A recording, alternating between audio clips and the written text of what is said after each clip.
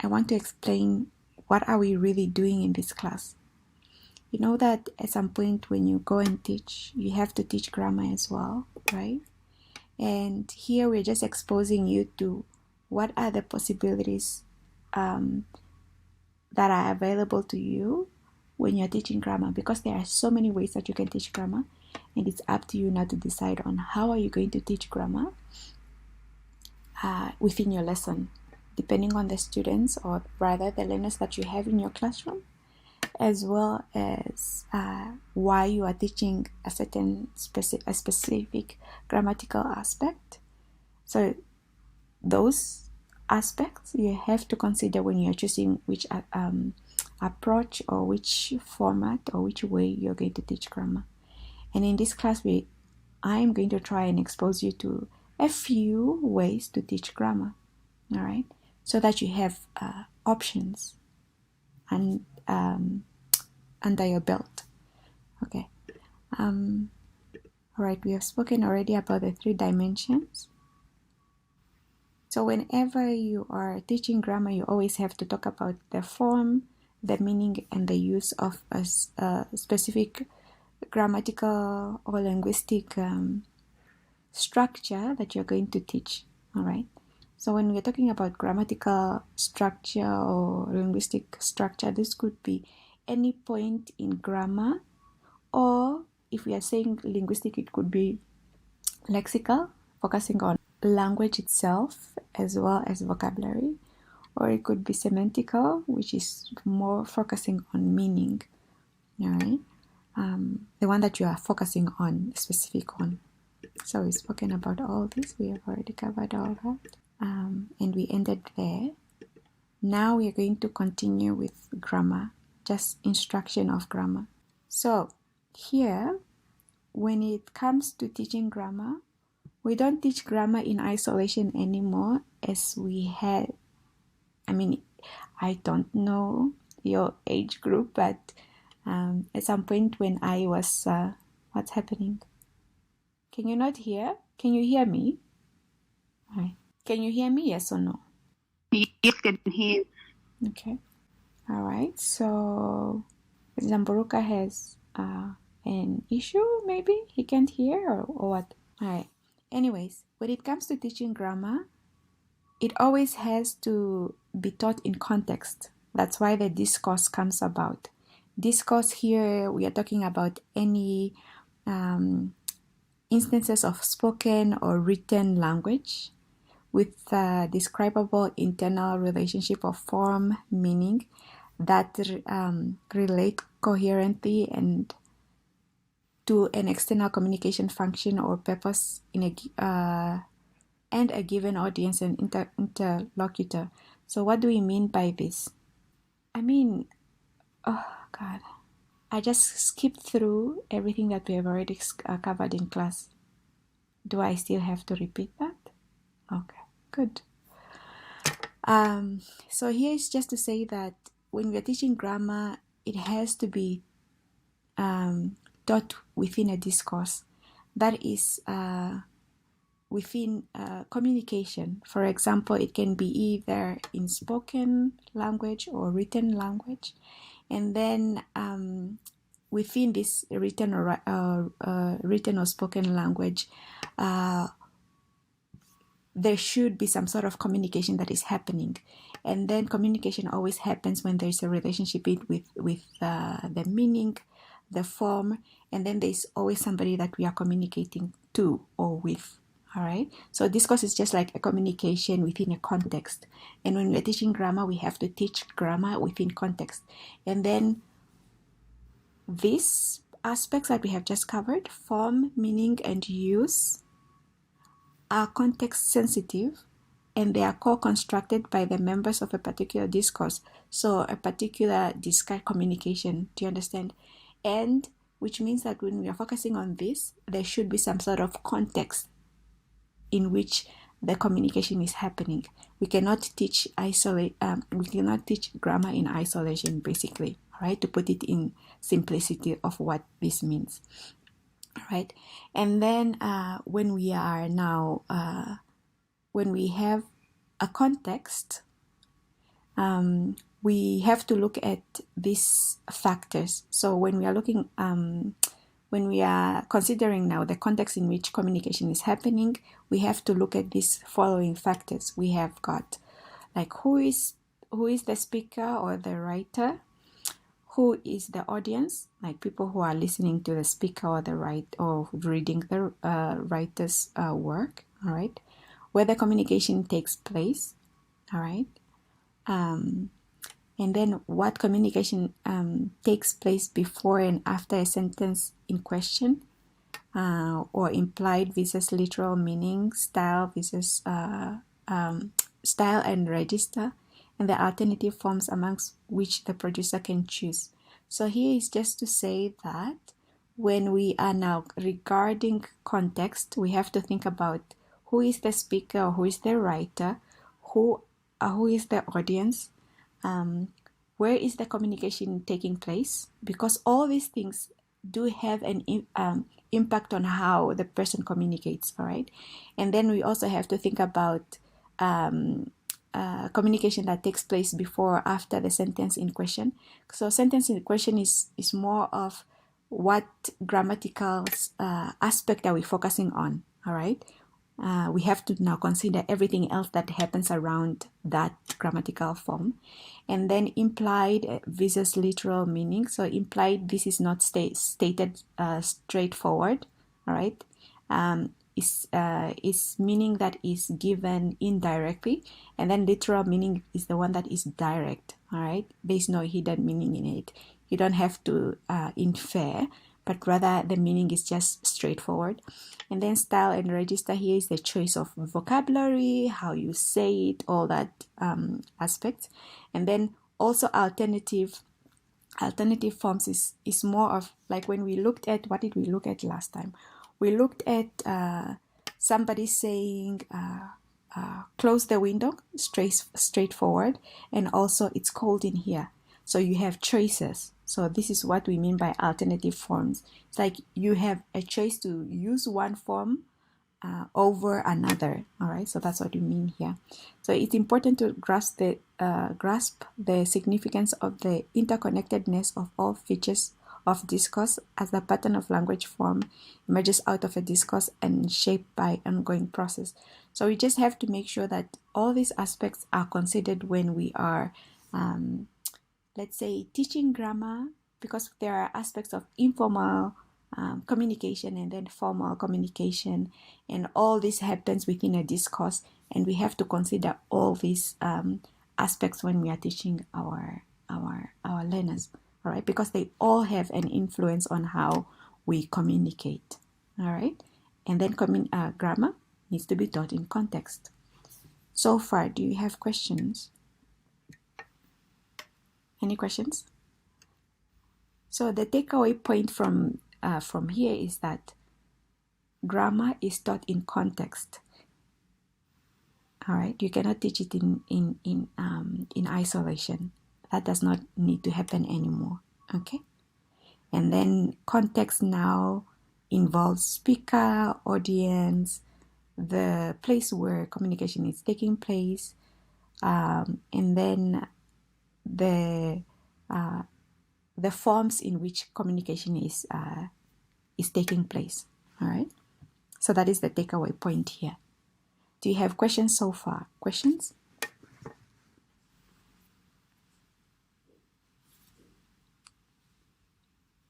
Yes or no?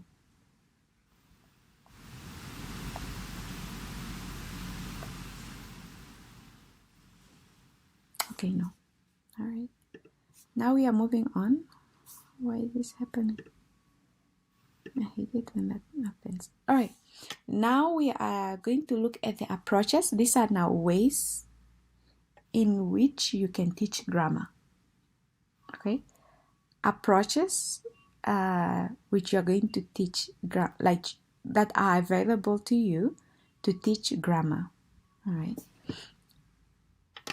So when it comes to form-focused instruction, form here we are talking about whatever linguistic linguistic now could be either grammatical, could be lexical, could be semantical structure that you're focusing on. All right. And then it's the form that you're going to focus on and how to teach it. So focus on form is defined as any planned or incidental instructional activity that is intended to induce language learners to pay attention to a linguistic form. All right. Linguistic form, I told you already. What do we mean? It could be either grammatical, it could be lexical. Lexical has everything to do with words, right? Grammar, and then it has in vocabulary. We could also put that in there. And then it could be semantical, which is more like the meaning of a word, for instance. Okay, it could be any of those things that you want your learners to pay attention to. All right, but then there is something that you want them to pay attention to. Okay, and then a form of so focus on form instruction, FFI, approaches vary from traditional structured based focusing primarily on the form to more communicative approach with attention to form while learners are engaging in activity that are meaning focused. So that is to say that when it comes to this, the approaches that people use in focus on form, like focusing on a certain form, we have the traditional way. Traditional way is just really focusing on the form or the construction that you want their learners to pay attention to communicative way of instruction, which is the learners are focusing on a form, but then they focus on that form while they are communicating. All right, they are doing activities that are more meaning focused. It's like communication happening here. Sometimes communication is really not happening because you are focusing first on a form.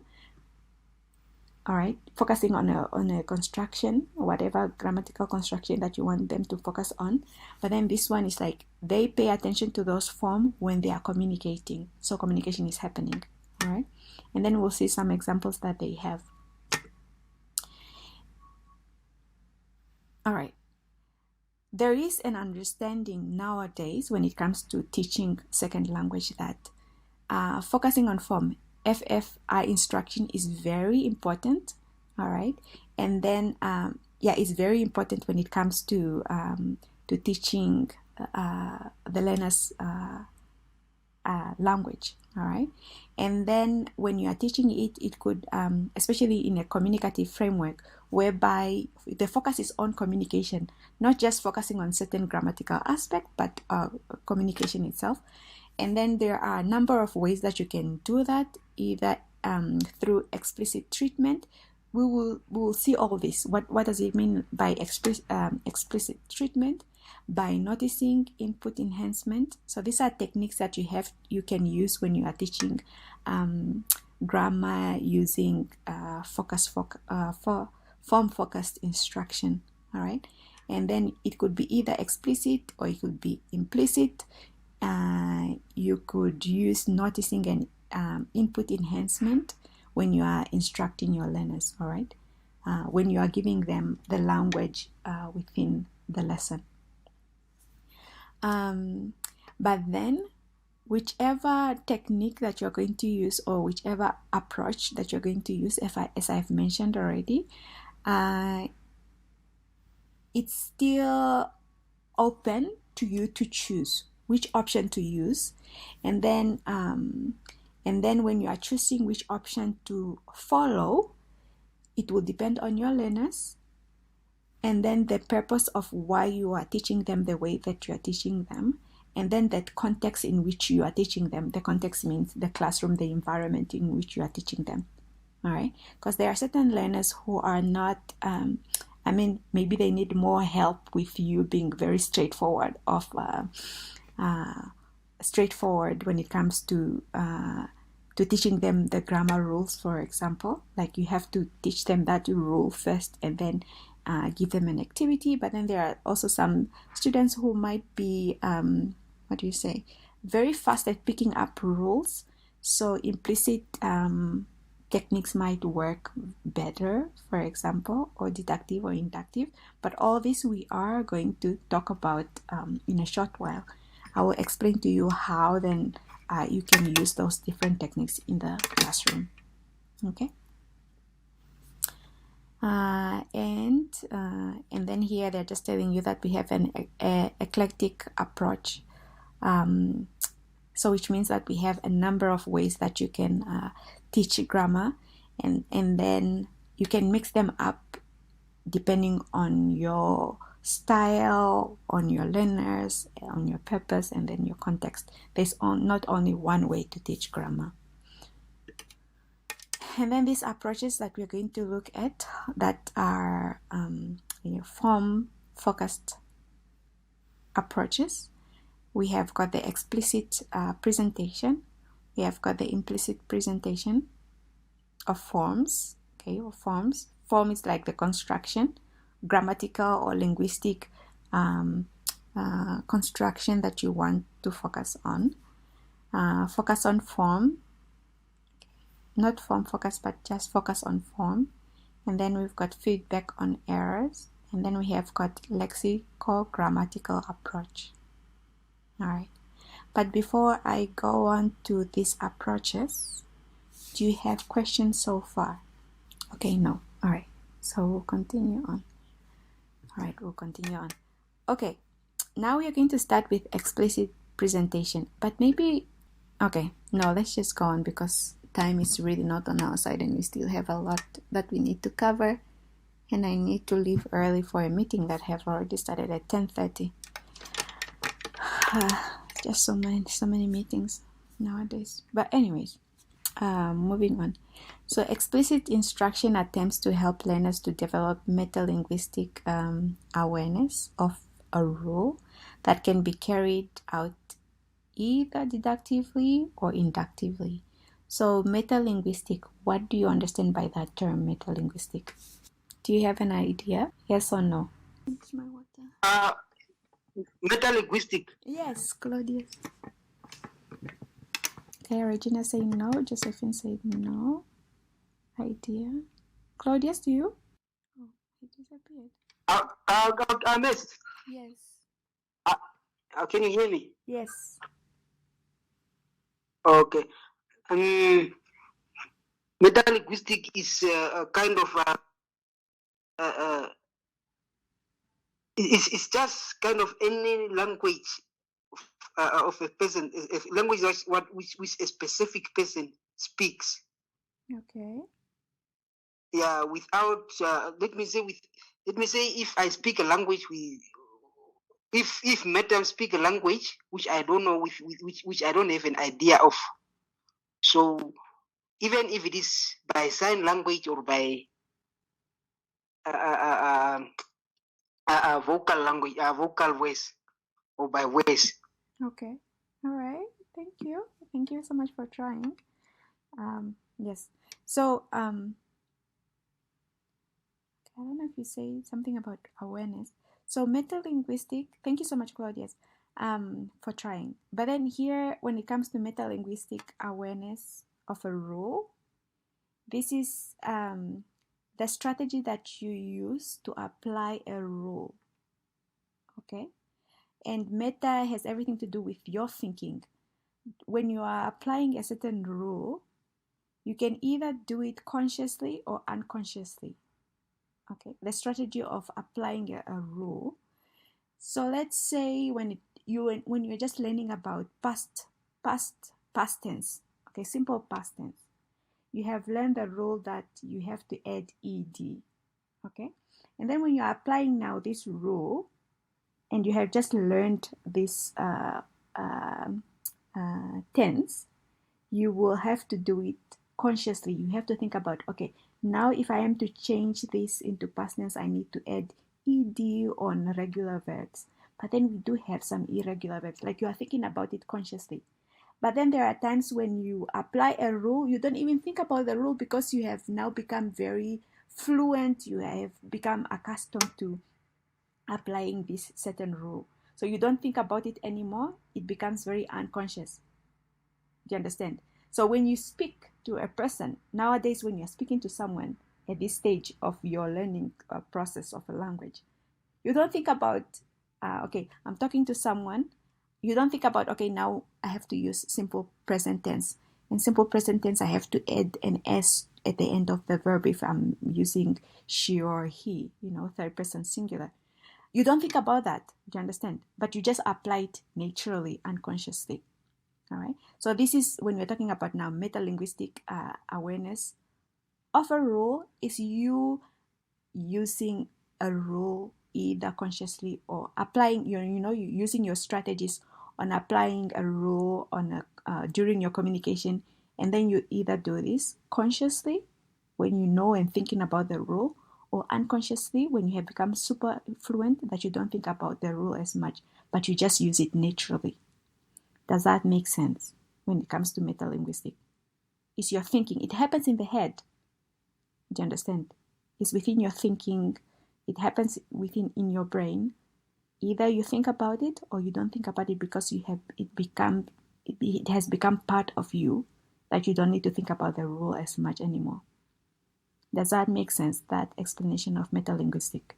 Yes or no? All right, good. Can you say it again, please? Okay. All right. What is meta-linguistic awareness? So this is just an awareness of what happens when you are communicating. All right. And then you are aware of what is happening. Okay, I mean, you are applying a certain rule, for example. This is just a simplistic explanation regarding this rule application because we are talking about grammar. Do you understand? So when you are applying, when you are talking to me in English, because you are very fluent now, when you are applying all these rules, you either sometimes use simple present tense, you use past tense, you use continuous present tense, or whatever, any kind of tense that you use. But then most of the time you don't think about it anymore because you have become very fluent. So which means you are applying your strategies of communicating. Communicating. And then in your communication, when you're applying all these grammatical rules, you are either applying them, the strategies of applying these rules, you are either doing it consciously, which means you are thinking about the rule. And then I feel like when you think about the rule is when you are learning it, or when you have noticed that you make mistakes on it. So you pay attention to the rule, making sure that you are not making a mistake. But then when you become very fluent that you don't make mistakes anymore, you don't think about these rules anymore. Do you understand? So it's just being aware of your own thinking when it being aware of the rules and communication, and then there comes a point where you think about these rules when you are communicating. So that means that you're really thinking about it. You are conscious about how you're applying the rules on whatever communication that you're doing, or you are not paying attention anymore because you have become very fluent and you're not making any mistakes. Does that make sense? Yeah, very much. All right. So that's very much. Yeah, that's what we mean by that. So I just want to put it in simple terms. All right. And then they say that now when you are developing the learner's meta-linguistic awareness, you can either do it deductively or inductively. When you are teaching now your learners, when you are trying to develop this meta-linguistic, like, they are thinking of the language, you can either do it deductively or inductively. So when you are doing deductively in your teaching, what you could do, so as a teacher, you begin your lesson by announcing a grammar focus. So for example, you say, today we are going to learn about present progressive. All right. And then you might then write an example of the target structure on the board, showing showing a grammar chart or a table in the textbook. For example, you can write on the board, I am looking for my cell phone. She is buying a house. Do you understand? So you start by focusing on you start by focusing on a specific grammar structure that you want your learners to focus on. And then afterwards, you will then follow up with an explicit explanation of the rules in details, including the form, including the meaning, and then including the use. Saying something like, so the present progressive tense is formed with the present form to be, which is I am, is, am, is, or are. And then the present participle of the main verb. So here you hope that they know what the present participle is. The present progressive is used to mean an ongoing action at the time of speaking or for future events. Do you understand? So here you really are being detailed with explanation of the grammatical structure that you are teaching them. You show them how it looks like. You show them, you explain to them what it means and when it happens. Do you understand? So that is now when you are explicitly, deductively presenting your grammar lesson. Do you have questions so far? Is that clear? Talk to me, yes or no? It's clear, madam. Okay, good. I think to me it's clear after the repetition. You make it clear. All right. And Soin also said it's clear, unless there's someone with a question. And please don't be shy to ask. It's all clear. Don't be shy to ask a question, yeah, if you have one. And then moving on, we have now the deductive explicit presentation, and it's taking long to load. Why?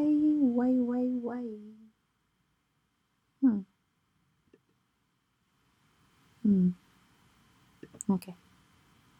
All right. Let's go back. Now we are looking at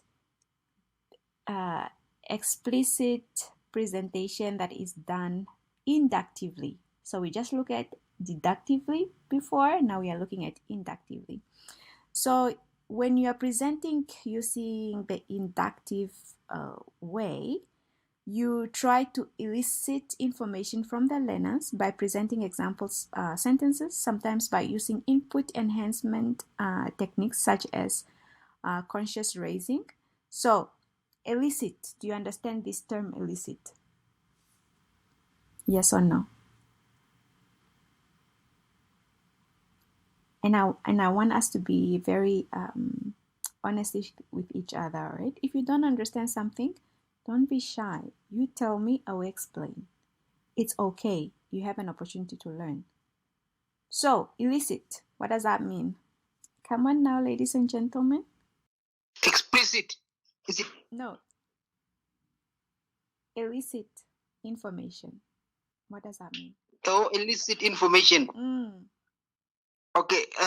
Elicit information is to add. Okay, add. Is to add information to the existing information. All right. Thank you very much, Claudius, for trying. Thank you. Any other contribution? I think Soin was writing elicit to draw out information. Yes, exactly. So thank you, Claudius, for trying. But the correct usage of elicit or meaning of elicit means to get, draw information, squeeze out. Get information from someone. So eliciting information from your learners means drawing information from your learners. All right, to bring out. Yes, Franz. Good. So here, in the classroom, you have to elicit now information from your learners. So which means you are going to elicit whatever form that you are focusing on. So if we are still focusing on present continuous, right? On the board, you write your sentences, for example, and then you can ask them questions, but then we'll look at it as an explanation here. And then they say that, but then when you write those examples on the board, when you present them to the learners, they should be enhanced. So you should use input enhancement. So in enhancement of input is like the language that you are giving them, exposing them to. And then enhancement means you can either highlight, you can bold, you can italize the form that you want them to focus on. All right. So, for example, a teacher can go, can you see how we can form present progressive tense? And then here we're using students, but it should be learners. Yes. And then they'll go, use is, are, plus verb, plus ing.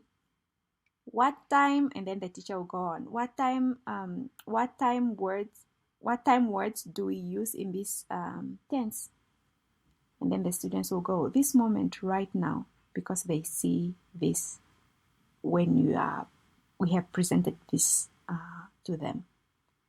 Does that make sense? You are not telling them how present progressive happens, but rather they see and then they deduce. All right, they deduce the rules from what you have presented to them. Does that make sense? Deductive, you tell them the rule. Inductive, they feel like they from what you have presented to them with the input enhancement, they will then figure out what the rule of present progressive tense is. Do you see the difference between these two, deductive and inductive? Yes or no? Yes. Soin says yes. Everybody else? I can say it's yes. Okay. So you can see how you can present explicitly. All right. So there's an explicit aspect to this, to your presentation. Okay. You can either do it deductively or inductively. And then there is another form again, which is called abductive. So we have looked at inductive and we have looked at deductive. We have got now the other form, which is abductive. And then its approach, abductive, is referred to the exploration process of trying out alternative solution to a problem, to problems or facts, to figure out what may happen, see if they work, or to experience something new. So here we say inductive approach is data driven. So you present them with the data, and then the learners extract rules and patterns from the examples that you have given them. So that is inductive. And then deductive, you present them the rule, and then from rule learning to rule application. So you present them the rule, they learn the rule, and then they apply the rule in the context. But then abductive, though, is different in the sense that you just give them a text. Sometimes you don't even highlight anything. And then the learners come to understanding hidden rules of language used through the process of exploring hypotheses and inferences. All right, so they notice whatever rule that is there. Like, you don't tell them anything, you don't highlight anything, they come up with that. But then they suggested that when it comes to abductive, all right, is taking experiential and exploration approach. But then you don't just stop at abductive, but you can move on to either inductive afterwards and then deductive tasks. All right, and we have following further exploration at a wider and a deeper level. Abduction here, you're not mentioning anything specifically, but then you have the learners explore the text, for example, and pick up grammatical structures without enhancement. But then afterwards, that's when now you either use the inductive or deductive. And then we'll see an example. All right. So here is an example. So you choose an authentic text that incorporates some features you want to highlight. Possibly option is input, enhancement, or relative clauses. It could be anything. And then design an activity that focus on these forms, on these features. For example, relative clauses embedded in information gap activity. And then the learners work in groups to note the grammatical features or pattern they have observed, and then the learners report their findings to the classroom. So here you can see that it's really learner focused. You are not involved, you are not eliciting anything from them. It's just for them to pick out some grammatical aspects that you want them to pick up from the text, okay? And then they pick those up, they work together, they note the grammatical features and the pattern, and then they come to the classroom and then they report what they have found. All right, so it's really an exploration, experiential learning, where the learners are in charge and you're not interfering in the process much. And then after they have done that, whatever that they have found, then you can expand on your lesson by either going inductive, so the learners collect further examples illustrating the pattern found and formulate a general rule. All right, so they collect from other examples. It could be either from that specific text, or you give them other text, but then the text should have similar grammatical features that you want them to pay attention to. All right, and then they come up with examples, and then they formulate the general rule. So this is inductive because you're not telling them the rule, but they have to come up with the rule themselves. All right, and then if you take the deductive approach, you and your learners, you formulate a rule and check in a grammar book, and then look at the examples illustrate the rule. Okay, so here you start with the rule, formulating the rule first, and then you check the grammar book, and then you get examples, and then you apply the rule in a different context. All right, does that make sense? But then abduction is really not, how do you say, it's not very, it's not something that we use a lot in a class, but it could be something that you, how do you say, when you give your learners, we have extensive reading and we have got intensive reading. Intensive reading is the one that happens in the classroom, and then you focus on certain grammatical structure, for example, or linguistic forms. But then extensive is the one that you give the learners to read for pleasure, for example. But then as they read for pleasure or extra reading, it's just extra reading, it's extensive, then maybe the abductive approach could work in. All right. But then in intensive also it can be, but then it's just like you give it to them, but then you just have to make sure that whatever text that you give them, it should be highly concentrated with the form that you want your learners to focus on. Do you understand? And then they have to pick it up from their exploration and as they are discussing amongst themselves before you intervene. Okay, Soin has a question. Among the mentioned approaches and presentation, is there a better one to focus on, or is up to the teacher to choose which they think is best? Honestly, when it comes to teaching grammar, I would say that you see which one is best to teach, because there's not always, it doesn't matter when it comes to teaching, like it doesn't matter what approach you use, or it doesn't matter how many approaches that you are presented. There's always an aspect, there's always a part that you are told that there is no one best way to do something. Do you understand? And then you cannot only use one approach, you can always mix them up. There is that aspect as well.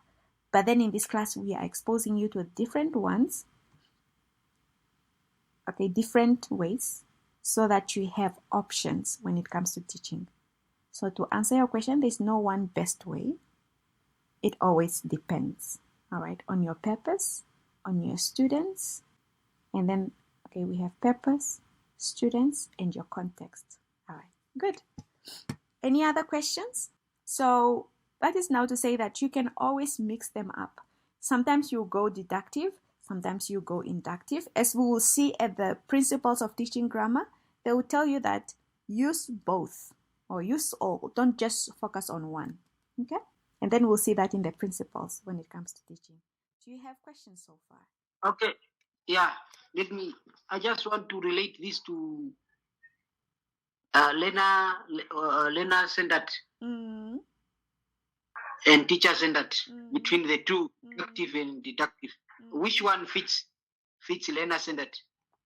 You can't really. I think if I link that, I think if any one of those two related to, it might be useful.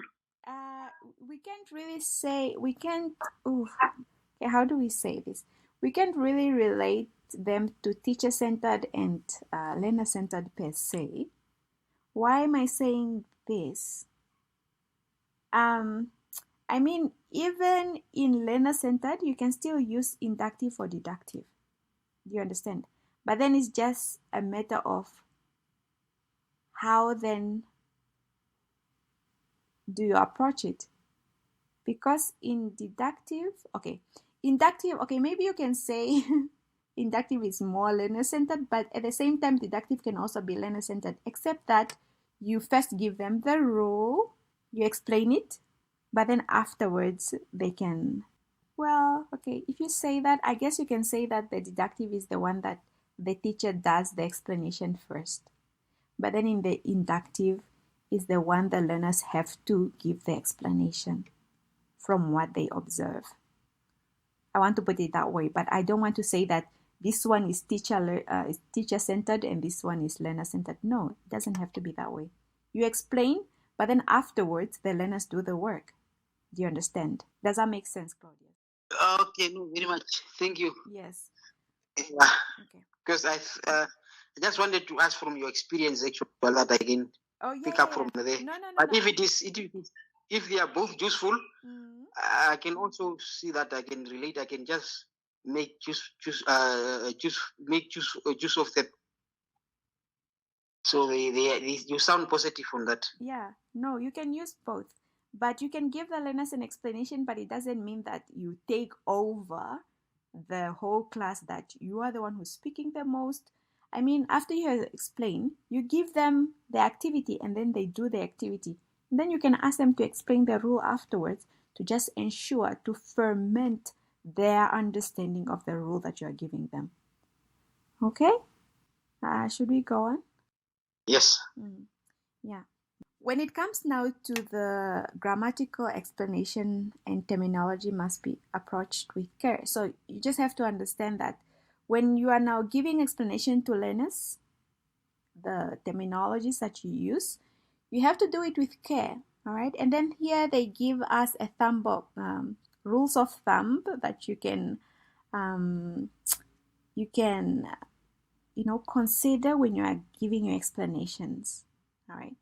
Because in my explanation with you guys, because you are teachers, you are at the university level, I'm using all these terms of form, focus on form. We are talking about lexical grammar. We are talking about inductive, deductive. We are talking about, do you understand? I'm using all these terms, but then when it comes to your learners, it's going to be a little bit different. All right, when you're explaining. So when you are explaining, keep your explanation brief and simple. All right. When it's necessary and when you know that you're in a context where the learners understand one native language, they understand the native language, this one native language, then you can apply. They say that it's okay to use the native language, but then that shouldn't be the dominance. Just to make sure that they understand. All right. If your context permits you to use a native language that is understandable to them to help your learners understand easily, then you can use the native language in your explanation as well. But keep them brief and simple. Oh no, Regina. How about everybody else? Can you hear me? Yes or no? I'm sorry, girl. Tell me, can you hear? We can hear you very clear. Okay. Sorry, Regina. Others can hear. Okay. And then use charts, other visuals whenever possible to graphically depict grammatical relationship. So use visual to help with your explanation. the graphics to explain the relationships within the grammatical aspects that you are teaching them. All right. And then illustrate with clear, unambiguous examples. Unambiguous means that examples that have got extra meanings that can be confusing because they have different meanings, for example. All right. So you keep away from examples that are very confusing. Keep to the examples that are very straightforward and simple and easy to understand. Do not get yourself and students tied up in knots over a so-called expectations to rules. All right. Don't focus way too much on all the exceptions, not expectations, but exceptions of the rules. All right. Don't waste too much of your time on that. And then if you do not know how to explain something, for instance, if a student asks you about a point of grammar and you are not sure of the rule, do not risk giving false information that you may have to retract later, which will cause even more embarrassment. So rather tell your students you will research on that point and bring an answer back to the class in the next day. So that is just to say that if you don't know the rule, really don't lie to the learners, okay? And don't come up with an answer that you're not very sure of. You can either tell them, oh, we'll talk about that in the next class, or we'll talk about, for now, let's focus on this first, and then we'll continue on that. Just at the point when you are not sure, because you don't want to give them an answer that you have to take back, and correct at a later stage. Does that make sense? Right? There are options that you can do. You can either give it as a homework to the learners, like, oh, no, I want you to do research and then bring it to the next class and then see what you find out. I want you to be independent learners, all right? So there are options when it comes to explaining these terms when you get into the classroom. I see Soyin is writing something. Okay. The other approaches, we'll continue with them tomorrow. Okay. Because now it's time and I have to go to the meeting that started at 10:30. I told them that I have to teach. I don't want to cancel class. But I can also say I don't know. I'll check out. Exactly. You can be honest with them. I think they will even appreciate you being honest, Do you understand? So Foibe is writing something. It's okay to say that. To be honest with if you know that they are matured. If you know that they are not going to undermine you. I did not get my marks for the test. Hi. Who else didn't get their mark? Please email me so that I remember. And I have to go to the meeting now. All right. Thank you so much for coming to class. We'll continue class tomorrow at 8:30. And I just want to know for the rest of this unit, because I know we're not going to finish tomorrow. Probably, not. Should I record the rest or should we just continue on Monday? Because I have an option of recording because we missed one class. And then you can listen to it over the weekend before you come to the next class. Should I record? Or should you just continue? Yeah, I can record to finish. Yeah, record. Okay. All right. But tomorrow we have class at 8:30 though. Okay? Okay. Where do we get the recording? So what I try to do is I record, I download it, and then I put it on YouTube and then share it with you guys. But I did that, right? With the other record. I think the recording is already like the one for for Unit 3. I've put the recordings there already under the units on Moodle. Okay. All right. Thank you so much. Take care. And I gotta go. Bye. See you tomorrow at 8:30. All right. Bye, everybody. Take care. I'm leaving.